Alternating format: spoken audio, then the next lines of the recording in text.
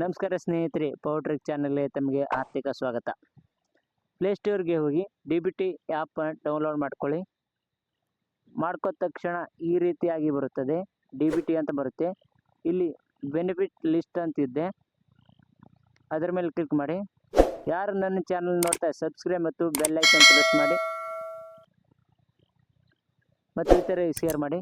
ಇಲ್ಲಿ ಬೆನಿಫಿಟ್ ಲಿಸ್ಟ್ನಲ್ಲಿ ನಿಮ್ಮ ಹೆಸರು ಗೃಹಲಕ್ಷ್ಮಿ ಯೋಜನೆಗೆ ಯಾರು ಅರ್ಜಿ ಸಲ್ಲಿಸಿದ್ರಲ್ಲ ಅವ್ರ ಹೆಸರು ಹಾಕಿ, ಕೆಳಗಡೆ MPN ಅಂತ ಇದೆಯಲ್ಲ, MPN ಅಲ್ಲಿ ಕ್ಲಿಕ್ ಮಾಡಿ. MPN ಹಾಕಿದ ತಕ್ಷಣ ಲಾಗಿನ್ ಕೊಡಿ. ಲಾಗಿನ್ ಕೊಟ್ಟ ತಕ್ಷಣ ಈ ರೀತಿ ಪೇಮೆಂಟ್ ಸ್ಟೇಟಸ್ ಬ್ಯಾಂಕ್ ಸೀಡಿಂಗ್ ಅಂತ ಈ ರೀತಿಯಾಗಿ ಬರುತ್ತದೆ. ಇಲ್ಲಿ ಪೇಮೆಂಟ್ ಸ್ಟೇಟಸ್ ಮೇಲೆ ಕ್ಲಿಕ್ ಮಾಡಿ.